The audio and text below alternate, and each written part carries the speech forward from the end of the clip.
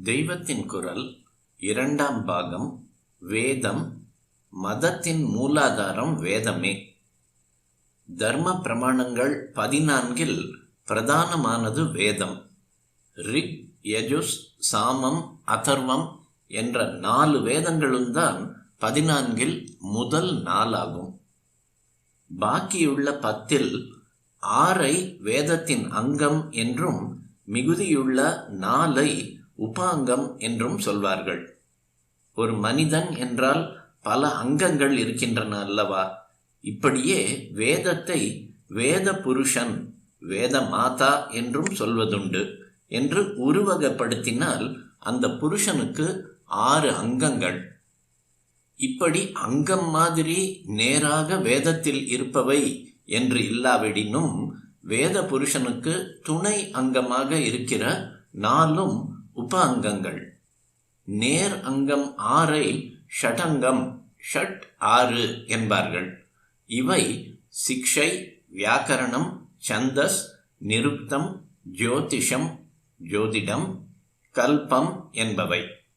உப அங்கம் 4 மீமாம்சை, நியாயம், புராணம், தர்மசாஸ்திரம் என்பவை. ஆகக்கூடி வேதம்தான் முக்கியம்.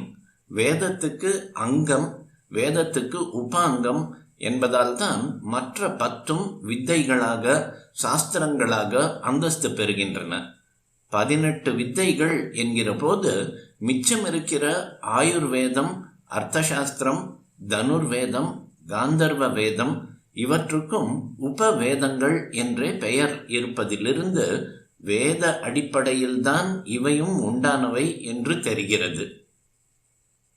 அங்கம், உபாங்கம் இவற்றோடு கூட வேதத்தை கற்க வேண்டும்.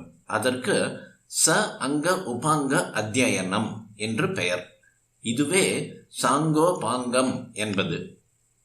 இப்போது எந்த விஷயமாயினும் அரசியல் கட்சி விஷயமானாலும் கூட ஒருத்தர் அந்த விஷயத்தை அடியிலிருந்து நுனி வரை எல்லா பாயிண்ட்களையும் எடுத்து காட்டி பேசினால் சாங்கோபாங்கமாக பேசினார் என்கிறோம் அல்லவா?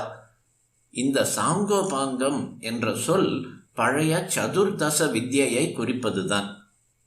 அந்த வித்யாபியாசத்தை நாம் இப்போது அடியோடு மறந்துவிட்டாலும் வழி வழியாக அந்த பயிற்சி முறை நம் நாகரிகத்தோடு கரைந்து விட்டதால் இன்றைக்கும் பூர்த்தியாக ஒரு விஷயத்தை விளக்குவதானால் சாங்கோபாங்கமாக என்று சொல்கிறோம். இதிலிருந்தே வேதம், அதன் 6 அங்கங்கள், 4 உபாங்கங்கள் ஆகியவற்றின் அபியாசமானது சாதாரண ஜனங்களுக்கும் தெரிகிற அளவுக்கு எவ்வளவு சிறப்பாக நம் தமிழ்நாட்டில் இருந்திருக்கிறது என்று புரிந்து கொள்ளலாம். அப்படியெல்லாம் இருந்தும் இன்று அவற்றின் பேர் கூட தெரியாத நிலைக்கு வந்துவிட்டதுதான் இன்னும் ஜாஸ்தி துக்கத்தை தருகிறது. இது இருக்கட்டும். வேதம்தான் பிரதானம், மையமானது. அதை வைத்துத்தான் மற்றவை.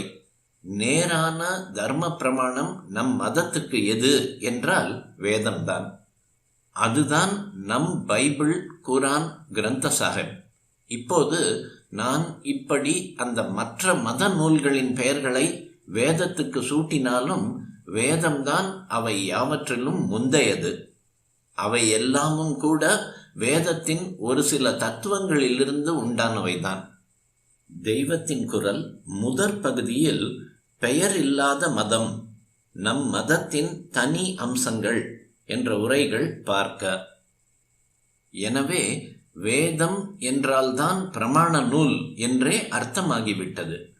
நான் இப்போது மாற்றி சொன்னாலும் பைபிளையும் குரானையும் மற்ற மதங்களின் ஆதார நூல்களையும் தான் கிறிஸ்துவ வேதம், முகம்மதியர் வேதம், சீக்கியர் வேதம், பார்சியர் வேதம் என்று சொல்கிற வழக்கம் இருக்கிறது.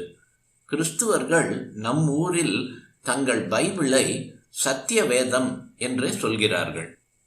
வேதத்தை பற்றி சொல்வதென்றால் எங்கே ஆரம்பிப்பது, எங்கே முடிப்பது என்று மலைப்பாக இருக்கிறது. அத்தனை விஸ்தாரமான மகிமை வாய்ந்தது அது. பிரமாணம் வேதாஷ்ச என்று ஆபஸ்தம்ப தர்ம சூத்திரத்தில் சொல்லி இருக்கிற மாதிரி எல்லா தர்மங்களுக்கும் மூலமான பிரமாணம் 4 வேதங்களும் தான். மனு தர்ம நூல் என்று ஒன்றை தமிழ் தேசத்து மகான்கள் ஆதி காலத்திலிருந்து போற்றி வந்திருக்கிறார்கள். பாரத தேசம் முழுவதிலுமே நீதிகளை எடுத்துச் சொல்வதில் மனுவின் தர்மசாஸ்திரம்தான் முதல் ஸ்தானம் பெற்றிருக்கிறது. தமிழ்நாட்டில் மனு நீதி சோழன் என்றே ஒருவன் மகா நீதிமானாக இருந்து கொண்டு தன் பிள்ளையின் தேர் சக்கரத்தில் மாட்டிக்கொண்டு உயிரை விட்ட ஒரு கன்றின் தாய் பசுவுக்கு நியாயம் வழங்குவதற்காக அந்த பிள்ளையையே தேர்காலில் பலி கொடுத்தான் என்று கதை இருக்கிறது. தர்ம விஷயங்களுக்கு மனு நீதி சாஸ்திரம்தான் பிரமாணம் என்றே வைத்து கொண்டிருக்கிறோம். ஆனால் இந்த மனு தர்ம சாஸ்திரத்தில் என்ன சொல்லி இருக்கிறது? இந்த நூல்தான் தர்மத்துக்கெல்லாம் மூலாதாரம் என்றா சொல்லி இருக்கிறது? இல்லை. வேதோ அகிலோ தர்ம மூலம், சகல தர்மங்களுக்கும் மூலம் வேதம்தான் என்றே மனு சொல்லி இருக்கிறார். மனு தர்மசாஸ்திரம் 2.6 எல்லா காலத்துக்கும் பொதுவான சாஸ்வத தர்மங்களை சொல்வது வேதம்தான் என்று அவர் சொல்லிவிட்டார். வேதம் எப்படி சொல்கிறதோ அப்படித்தான் செய்ய வேண்டும். அது சொல்வதை மீறக்கூடாது. ஏனென்றால் அதுதான் தர்ம மூலம். யாராவது ஒன்றை சொல்லி அதை நாம் துளிக்கூட ஆக்ஷேபிக்காமல் ஏற்றுக்கொள்ளத்தான் வேண்டும் என்றால் அது என்ன வேதவாக்கோ என்று கேட்கிற வழக்கம் இன்றும் நம்மிடம் இருக்கிறது. அதாவது வேத வாக்கு என்றால் எதிர்கேள்வி கேட்காமல் அதன்படி செய்துதான் ஆக வேண்டும் என்று அத்தனை பொது ஜனங்களும் நம்பி வந்ததைத்தான் வேதவாக்கோ என்று கேட்கிற வழக்கு நிரூபிக்கிறது. இப்படி எத்தனையோ 1000 வருஷங்களாக அதுதான் நமக்கு பெரிய சட்டமாக இருந்திருக்கிறது.